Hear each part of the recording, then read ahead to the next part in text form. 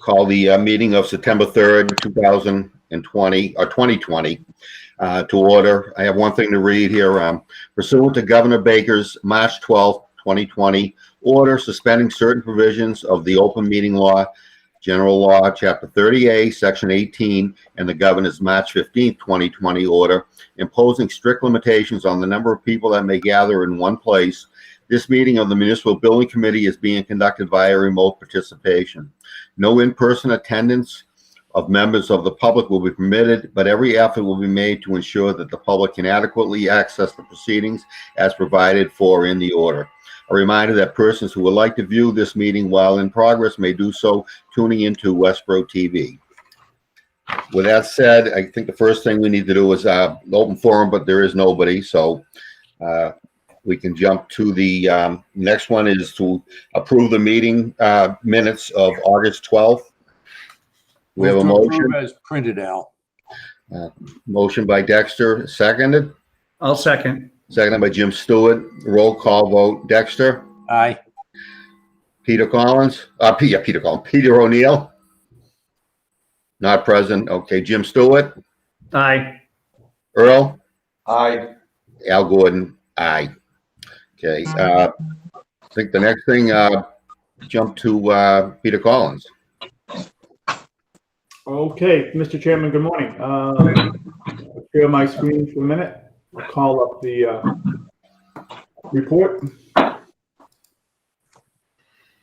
Okay, so we did that. I guess we'll get into item 3, some project update items, just with respect to some issues that are out there. This may be an update from 5 Star with respect to the PCO number 142, which was the claims for extended general conditions. You know, we wrote a letter, then there was a response to it. If there's any update from Jonathan Ennis. Okay, I put in my last response just saying that we had no intention to withdraw it last time, and for whatever reason that was misunderstood, and I was clarifying it through my response.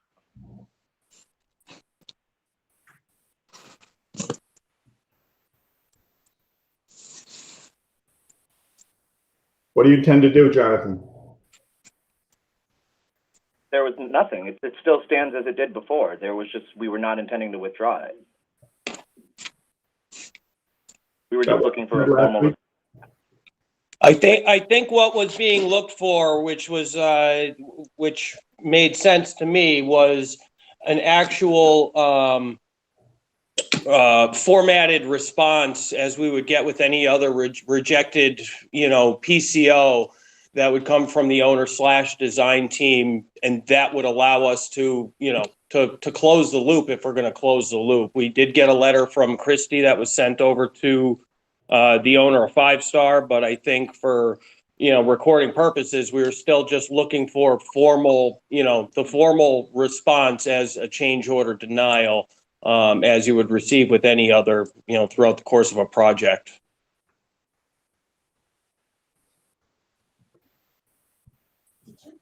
Waiting for the owner to respond. Well, I mean, obviously Matt's indicated that they've received my response. If he's looking for something that's coming through the OPM, that's your typical process. I think that just sounds like a sort of technical issue. I know Brian did respond, and I believe he said consider the owner's response my response. It sounds like a paperwork thing we're talking about as opposed to anything else. Yeah, Christy, that would make sense. It's just, it would allow us to, do whatever we're going to do to close the loop on our end. We do have your letter, but as a formality, usually these things would get cycled through, the design team /OPM, and it would come on, under other headings, rather than the letter from you to Kevin Perrier. I'm not sure what the difference is. The owner is the town of I just want it done, as it would be done contractually, Peter. That's what I'm asking for. That's it. And if you want to write a response saying that response was was contractual, fulfilled the contract's, obligations, then that's fine. But we're just looking for, something a little bit, more in tune with how the contract documents should be. That's all. And Brian's letter is not sufficient, Matt? I don't remember seeing Brian's letter. So if it was sent and I didn't see it or John didn't see it, then, then we can look at it. But I don't remember getting anything from Brian on this matter. Yeah, it was an email. Why can't the 5-star office write a letter to the town requesting that rather than being it verbal at a meeting like this? No, that's nitpicking, Peter. Well, yeah, and Peter, you're the one who asked for the update, Pete. Right, hang on, Al, let's get some control here. Right. Let me ask to Brian.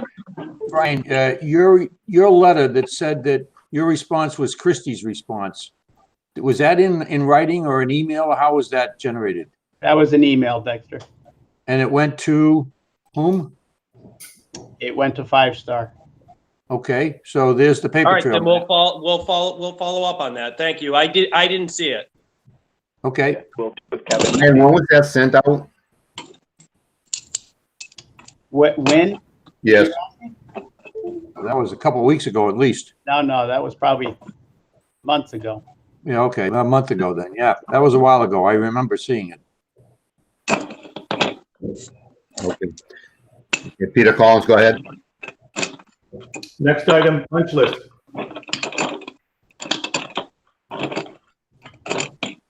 John, you want to speak on all the closeout docs and everything?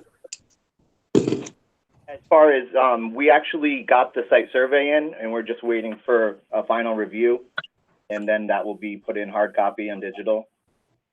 And we are working on getting a striper over to do the striping of the revision work in front of the Sally Port. And I know that we are waiting on a couple of the MEPs to come back and finish up the final punch items that they have left. And then we're also working on figuring out a system to get the attic stock fully in order and delivered to site, as well as finishing up and retraining done. We're just waiting on a couple reviews as far as the training agendas go. The commission did take a look, and he did note, the hours that were required, and I do agree with what he wrote down. And we were just looking for more of a review on the content of the training agendas and if the format that they submitted was acceptable. We haven't seen anything on that yet, although besides the 3 that are in, we are still waiting on Energy Electric, which we have had a bit of trouble with getting their agenda in. So that is the last outstanding agenda that we need to submit for review. And I think that would pretty much bring us up to date as far as outstanding items close out, as far as I am aware of. So when would the punch list be done and ready for verification? I would say in the next couple of weeks. Matt, what do you think? I mean, it's just a matter of like Energy Electric. They need to go out and take that antenna off the 3rd floor outside. So there's some things like that that might take a little bit longer. It's all dependent on their schedules. So I can definitely dig more into that, and I will get back to you and get them on site. Matt, do you know anything that's going to take? No, the other item we have, I know we have L&L going out there, and he sent out his 2 pieces for the front handrails out to his galvanizer. He was going to call me when they come back for the galvanizer, so I could touch base with with Jim and let him know when he's putting the handrail extensions on the front PD ramp area. So that's the one item that I've got that I've been trying to keep an ear on L&L, because I actually have them on the project I'm working on currently. So he's been trying to keep me in the loop as to when things are coming back. So we're looking at the end of September Yep. before it's ready for somebody to walk around and verify.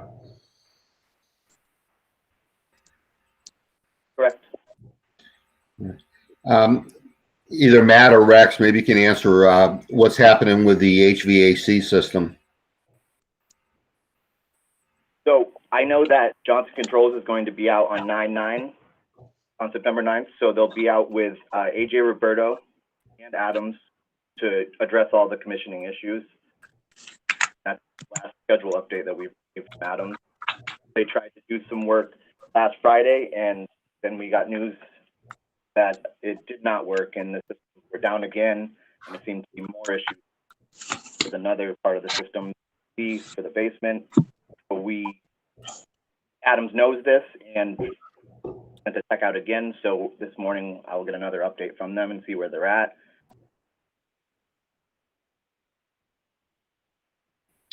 Okay, go ahead, Peter. Do we have a date on the front line striping? No, we are working on that. It's just we've contacted a few people to come out and do it. It's just because it's such a small scope of work, it's just been hard to get somebody out there right away. But I am working.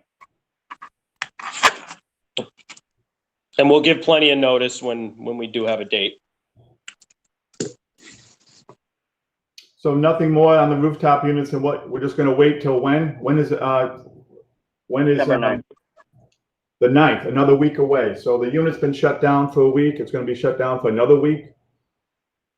I was not under the impression it was completely shut down. That it just was running incorrectly.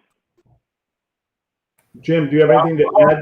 On that, and it's been totally shut down for a week already, and it looks like it's going to be another week. There's no ventilation or air conditioning or anything on the second and third floor. Okay. Ridiculous.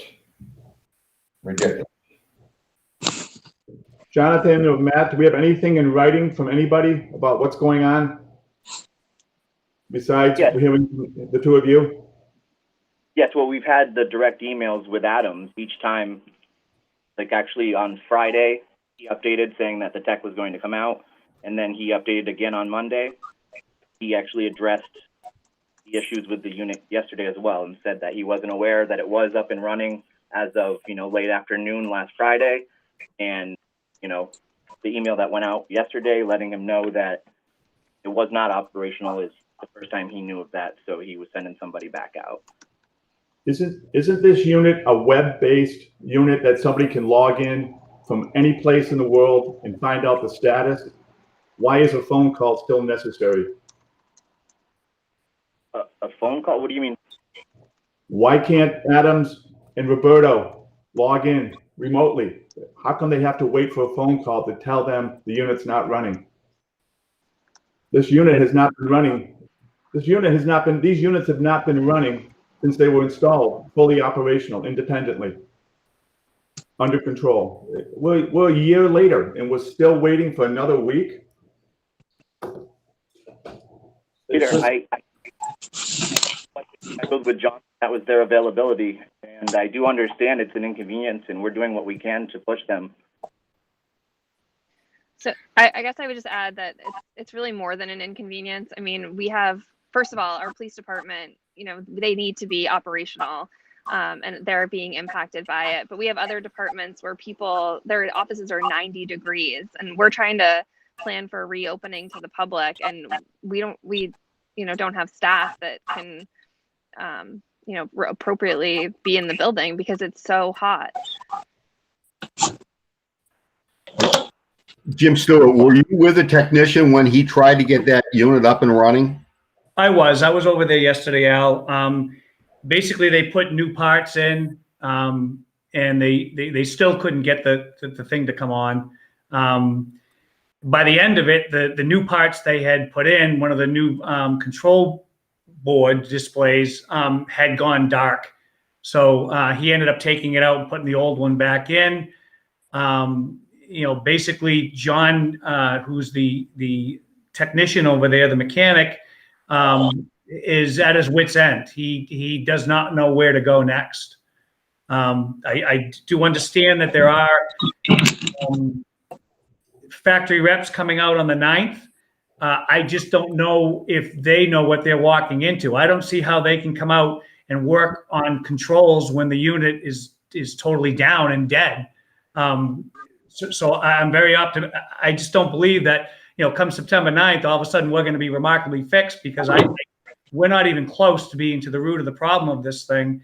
And, quite frankly, I don't know what's going to happen on the 9th, but I don't imagine there's going to be much of a change after the 9th. Does anybody have anything in writing of what's going on? Or is it just all verbal and phone calls between Jim Stewart and others? Is Adams even produced a report that tells us what's happening?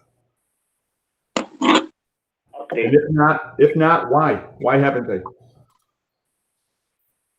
Peter, earlier in the meeting, I was just saying that they have been updating, and Jim Stewart and yourself have been on the emails. Jonathan, I'm looking for a written report, not an email. A report.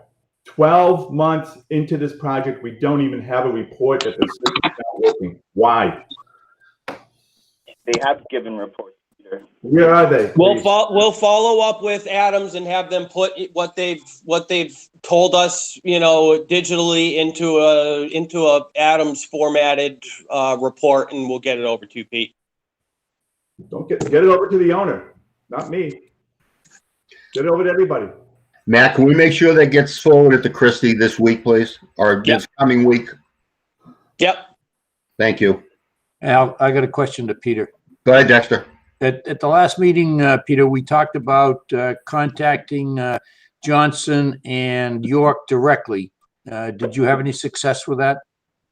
Yeah, I'm trying to get through to them and get all the full reports, see what's going on. But not successfully? Semi, not 100% yet. Okay. All right. Keep on it, please. Thanks, Al. Okay, go ahead, Peter.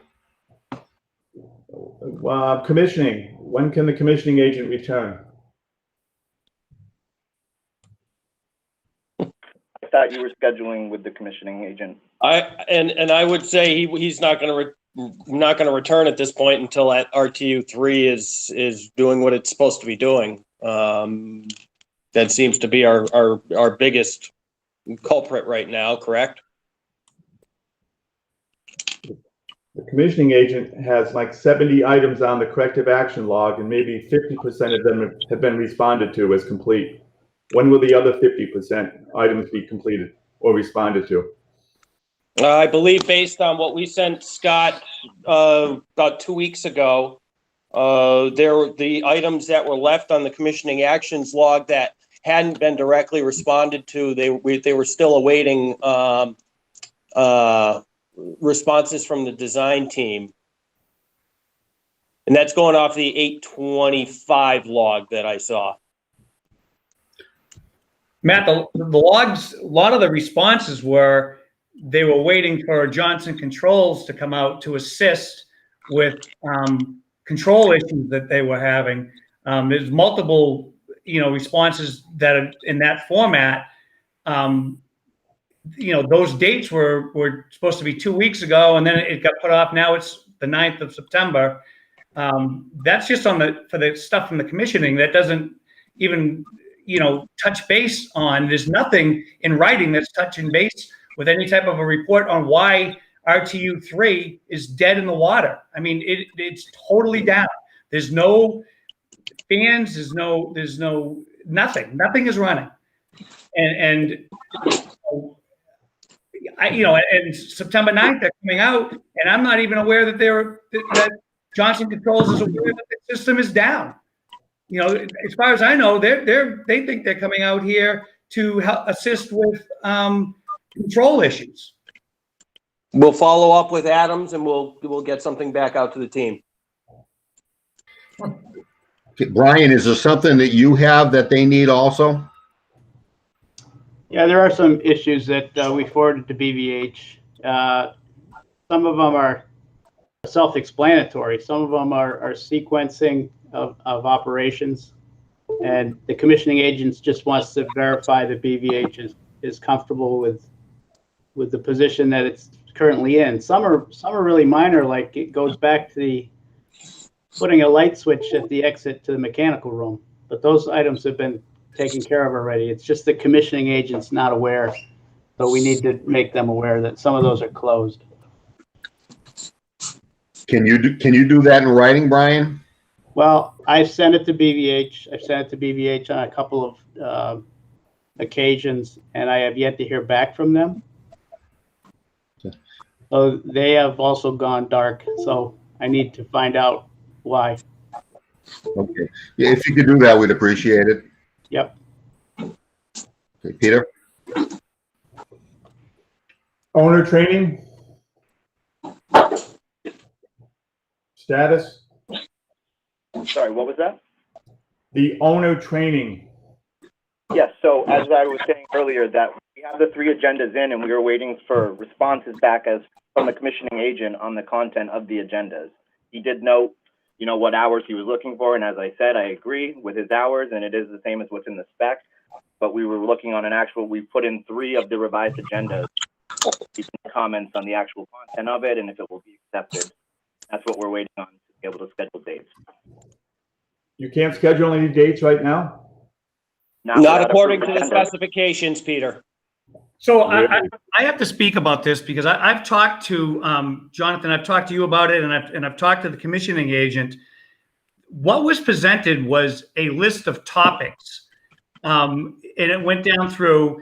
Scott looked at it. He made some comments about stuff that was missing that should be covered and be part of an agenda, but it was only a list of topics that the agenda was covering. There was not specific classroom training documents that he could read. It was just a list of, you know, troubleshooting, a list of stuff that was going to be through. I'm not quite sure what kind of review that needs. It's the agenda was presented with a list of topics. He pointed out topics that were missing.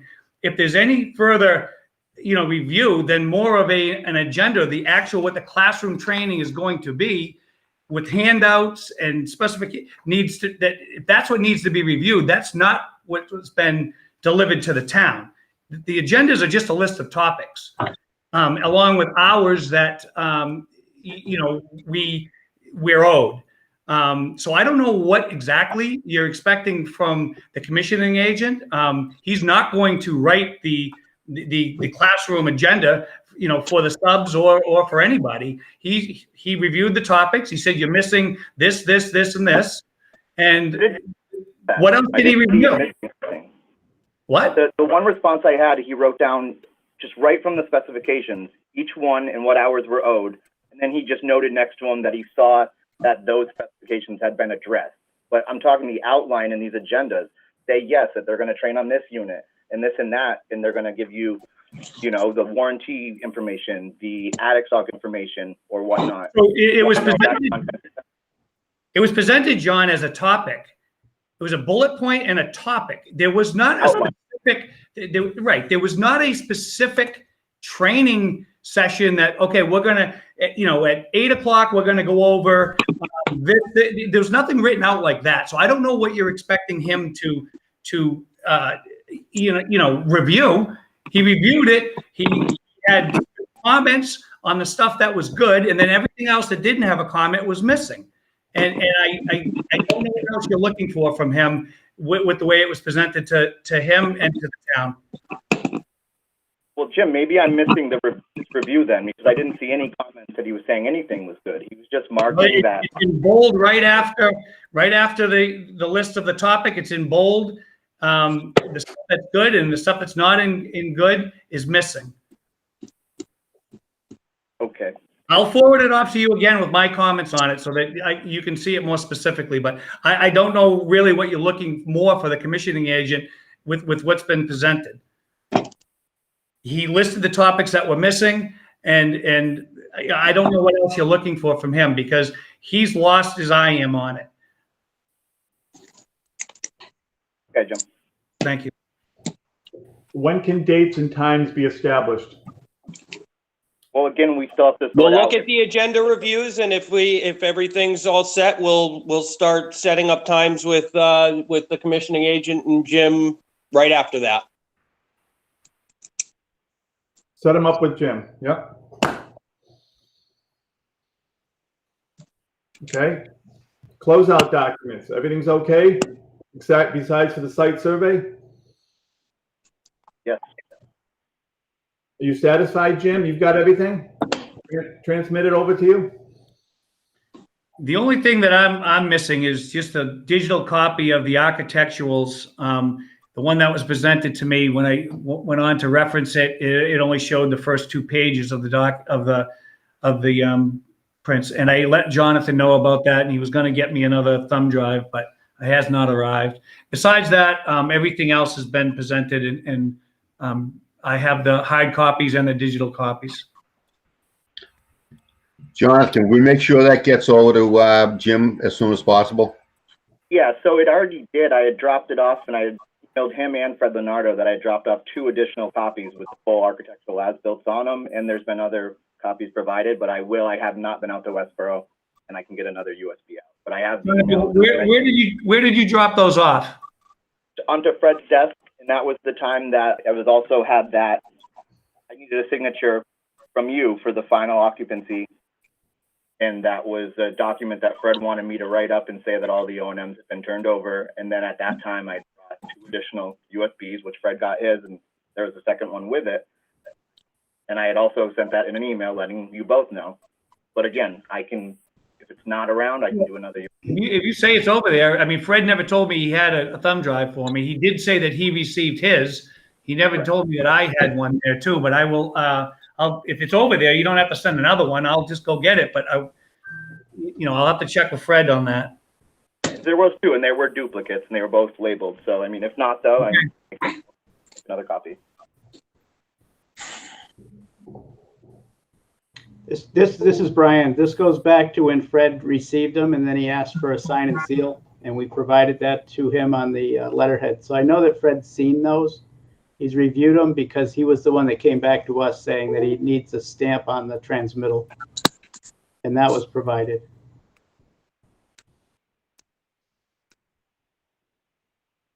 Okay, go ahead, Peter. Okay, just, I guess it's not listed here, but Jim, maintenance stock items? And Jonathan? Yes. So we're to the point where we have the 2 inventory lists from you that you sent to Jim and signed by Jim, and now there's a discrepancy as to how it was delivered and what's to be accepted out of those items. So that's a big issue at this moment. But then we've also submitted the list of the other ME subs that of the inventory they will be providing, and I can break them down and actually submit them separately just to get approval of what they'll be bringing, and then we can send them over to drop everything off. But as far as the items that were already inventoried and signed off on that are not being accepted, we need to find a way to go about that and work together.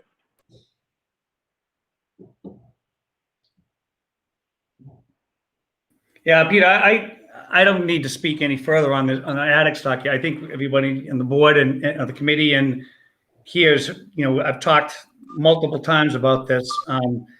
The attic stock was not delivered in the way it was supposed to be. And if anyone who wants to come to the building and take a look of what, that I have there for so-called attic stock, you'll see exactly what I mean. I'm just hoping that we can get this straightened out, because right now it's a mess, and I feel like the town has not had the attic stock delivered in the appropriate manner. And Jonathan's working on it. I'll take his word at it, and we'll see how it goes. It's just, okay. And Jonathan, and Matt, any reason why something like the rooftop unit air filters can't be delivered? They can, and it's been noted in some of my responses that if you need everything, or if the town wants to receive more of the attic stock, we just need the approval on the HVAC's inventory list that they're going to bring. And if that's accepted, they'll bring it. We could probably even get it out there by the end of the week. I mean, I don't know what kind of approval you need. I mean, it's clearly laid out in the specifications what is owed and the amounts, and as long as that's what it is that I'm delivered, then I don't need to prove it. Well, Jim, it's Matt. I also want to make sure that either yourself or Danny, I want to make sure somebody's going to be there to receive them, because With all due respect, we did, all the stuff that was in the Sally Port, it never once was you were moving it out of my way because you were helping us out so we could get out of the Sally Port. I always was under the assumption that we were taking that as attic stock, as I'm sure Peter was when me and him were developing the stock list. So I just don't want something to show up and it's in a ripped piece of cardboard they didn't put it in the box. I want it to be, documented when you receive it, that you're receiving it and it's being accepted versus they dropped it off and then a week later we find out that, oh, well, the plastic, the cellophane on the filters was damaged and we don't want to accept it. I just want everything above board. We might as well just try to close this thing out completely clean. I'm fine with that, Matt. When it arrives, I'll absolutely do that. I'll go over, inventory it, and sign off on it. Good. Okay. ADA, AAB items under dispute. I haven't moved anything on that in the last couple of weeks. Anybody else?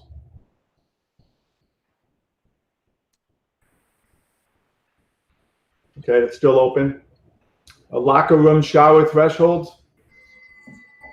So I found 3 thresholds that I've ordered to try out, 3 different kinds. I'm going to install them when they come. If I install the first one and it's doing the job, then the other 2 I'll send back. There was 3 different profiles and different types, so I ordered all 3. They ran anywhere from $65 to $90. So I got 1 of each. And once they come, we'll get them put in.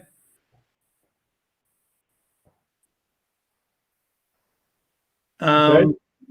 Yeah. Is that it? That's all that's on that one is the threshold. So, I do have them coming. Thank you, Jim. You want to talk about the water flow with the toilet fixtures?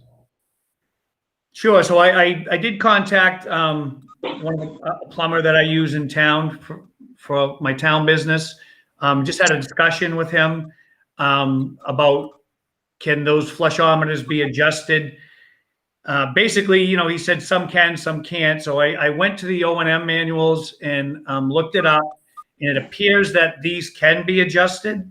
Right now I've had staff on vacation last week and this week, so we haven't just had the time with the elections and everything that's been going on here. We haven't had the time to get over there to start making the adjustments, but it appears that we can, and I'll give it a shot and see how that works. Okay, thank you. Next item, any questions on project update number 3? If not, we'll move down just to the change order log, owner look ahead changes in the budget. Hold on a minute, Peter, if I may. Jim, did you have the opportunity to have the line scope that we talked about? No, Dexter, I didn't. Are we going to just try the volume increase first and then see if that works? And then yes, I think I'm going to. When Ruderman was here, he did scope a portion of the line that's how we knew where the blockage was and what it was. I have not had the whole building done. That's going to be a little bit more detailed, but I will get him back here to do that. I think at this point, I'm going to get all the water closets and urinals, turned up to, they're 1.2. I think it's 1.21 gallons per flush, and we'll see how that goes. Well, if that works, Jim, you won't have to do the scoping. That's right. That's right. Earl. Yeah, okay. I just wondered if you had it done, what the results were, but that's fine. Carry on. Yep. Okay. We'll hit a couple of sheets here, some screenshots, the change order log, the owner look ahead changes in the budget. If you can see that, I know it's small font, but I'll try to zoom in. Same thing as before, just a change order log for the contractor. owner look-ahead changes. I did add a new number here for the elevator access control card reader cabling. That's under review. Jim Stewart's talking with United Elevator on that. Yeah, so I made a phone call to them on Monday morning. Jester had pointed out a discrepancy in the invoice that I tend to agree with. So I called them on that, and unfortunately, the woman that handles our account was out of the office.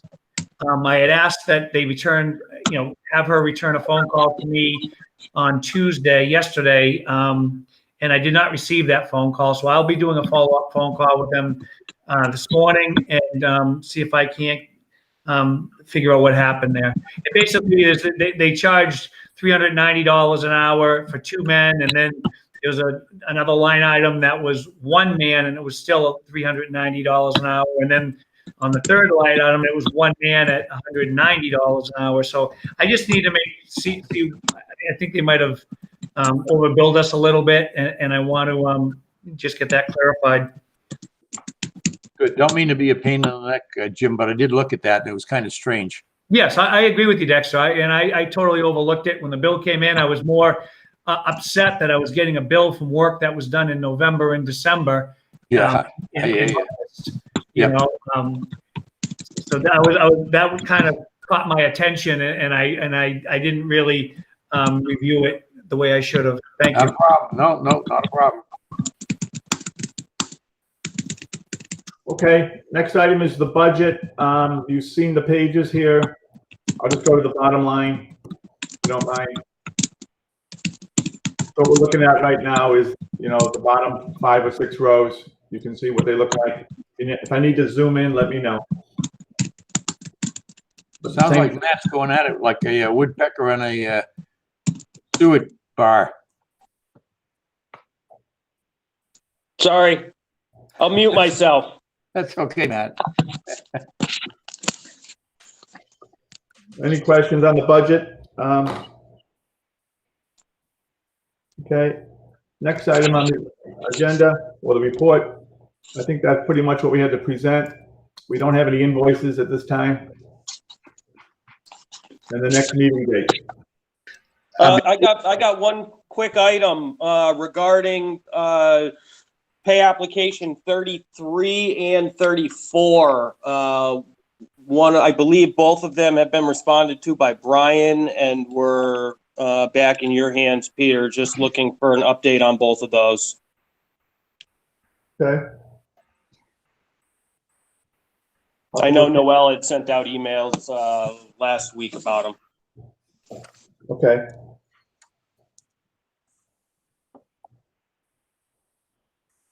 I'll look into those and get back. Sure. Peter, before we go to the next item, the next meeting, for Matt probably Matt, is there anything on the back canopy that the cruisers park under that deals with any ice or water runoff in the winter, in particular, when the creating ice underneath it? Nope. The issue is we had 8 months ago, we had one of the employees fell and injured his arm seriously. He's still out of work 8 months later. So they're just looking to see if there was something that was supposed to be on there to prohibit the water and ice from dripping down and, making it an unsafe condition for the employees. Yeah, no, there were no snow rakes or dams that were specified to be installed. I remember when that happened to him. Okay. Brian, should there have been something that was drawn up to prohibit this from happening?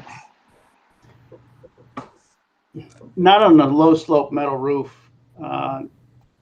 The one option would be gutters and downspouts, but then you'd have to bring those downspouts either underground, because if you're going to collect all that water in a gutter and it concentrates on a downspout and that downspout then concentrates to the ground, you're just putting the water across the pavement. So it would have to have been a whole system of underground drainage connected to a a downspout. So if you're going to put gutters, you gotta have to go all the way to an underground collection system.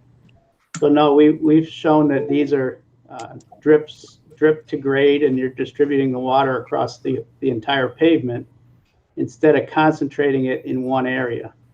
We've also had problems in the past with those gutters freezing up because you're not against a heated building. You got mail. So there's no guarantee that those won't be freezing up on their own, and then they'd be overflowing. So there's no real good solution. As far as snow, no, it's a low slope roof, so we're not really taking any severe slope off that. So snow should be melting because it is a metal roof, so it should heat up with the sun instead of sliding off. Okay, thank you, Brian. I see Fred's joined. Fred, was there anything you wanted to address with us today?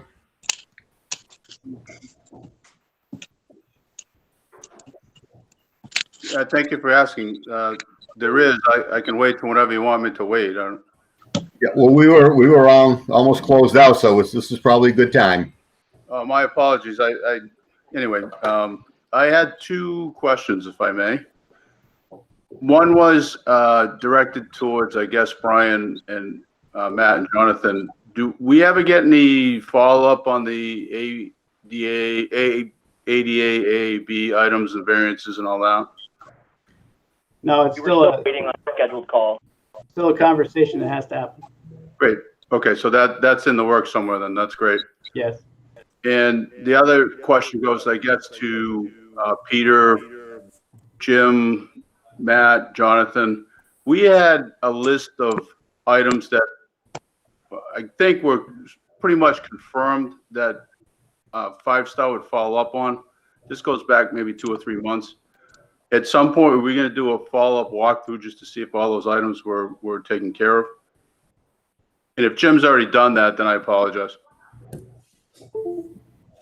Yeah, so we haven't done a follow-up on that list. I do know, Matt's team was back on a couple of different occasions, but we haven't formally taken the list and gone through and verified that all those items were taken care of. I think what we're trying to do, Fred, is, there's still stuff on the original punch list that need to be, finished off.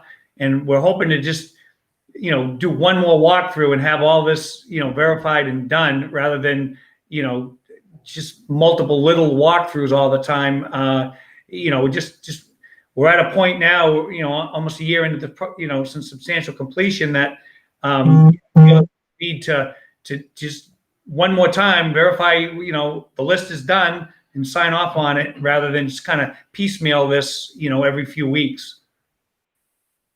So I'm in 100% agreement with that. I guess the only reason I say that, I want to go on the record that there is kind of a list out there somewhere. And at some point in time, hopefully before I retire, we'll just go through the list and make sure everything's taken care of. So I'm fine with that. I just want to make sure that we continue to track that list somehow, if we can.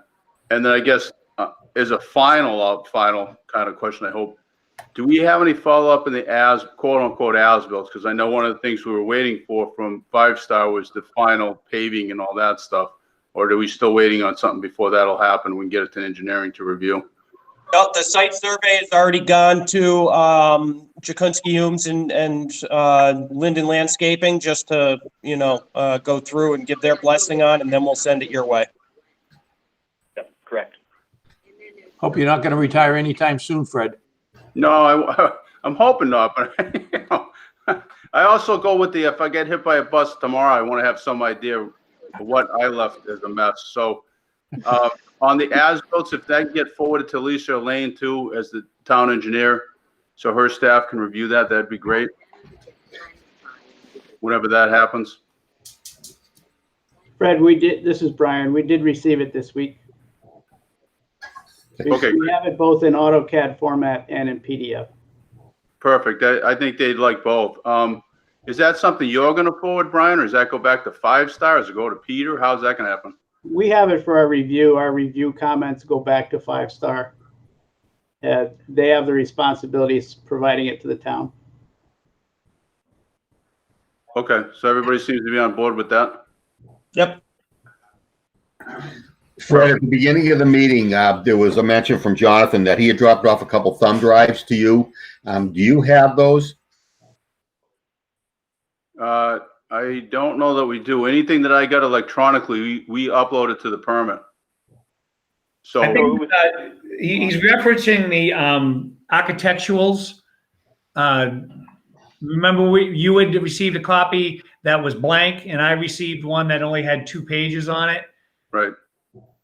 So I don't think we've gotten anything updated since then. We uploaded, I think there were some MEPs that we did upload to the permit, but if we didn't get our, and Jim, as I recall, as Jim had said, it's going back a ways, but if we haven't got anything beyond that original submittal, but if it didn't have any quote unquote as-built architecturals, we don't have them.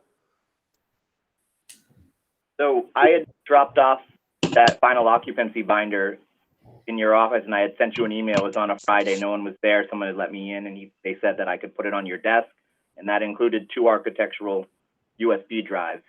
And I was under the impression that you had at least received yours, and that Jim didn't have the second one that was included with that binder, and that was with the paper that needed to be signed by Jim stating that all the O&Ms and everything had been turned over, and that was supposed to be the final document to complete that binder, which is why I dropped it off. And then I included those 2 USBs to correct the ones that had mistakenly been dropped off blank or with only a couple pages. I guess I can neither confirm nor deny whether I have that. I'll have to let you know. Basically, okay. I don't know that we have the architectural, quote unquote, the architectural as-built, either electronically in a thumb drive or electronically in the system. Okay. Thank you, Fred. Back to you, Peter. Okay, committee members, Mr. Chairman, item 7, next meeting. If we're doing Wednesdays the first of the month or before then. Next Wednesday, the first Wednesday in October is the 7th, excuse me. Yeah, that seems like it's awful far out. How about the 30th? Can I just ask, can I ask if we could meet? Wednesdays. Dexter, hold on, Christine, go ahead. Sorry. Can I ask, can we meet? I feel like we're talking about a lot of the same things every week. And so I'm wondering if there's value in meeting next week just to get an update on some of these things. Because it sounds like there's a lot of things that are about to happen. And so I wonder if going back to weekly meetings might be beneficial to keep the project moving. Because I'm sure all of you share my frustration at how long this is taking. Well, I think we asked for a lot of things to be done this next week. How about in 2 weeks on the 16th, just to give people time to get things done in this next week coming up? That's what I was going to recommend, Al. Okay. There's 5 Wednesdays in September, so we may meet on the 16th and then go to the 1st of October or even the 30th of September. Right. Yeah, I think weekly would be a little bit too much, but definitely, every other week, I think would probably fit into what we're trying to get accomplished here. Yep, I agree. So we'll plan on the 16th, 8:30 a.m. Everybody in agreement with that? Fine here. Okay. Yep, that's good. Okay. Does that wrap everything up, Peter? That's what we have to present this morning, Mr. Chairman, yes. Okay, we have a motion to end the meeting. Motion to adjourn, Alan. Motion by Dexter, seconded. Second. Okay, roll call, Dexter, Aye. Jim Stewart, Aye. Earl, Aye. Al Gordon, yes. All right, thank you, everybody. Thank you. Have a good Labor Day weekend. See you in 2 weeks. Take care, buddy. Bye-bye.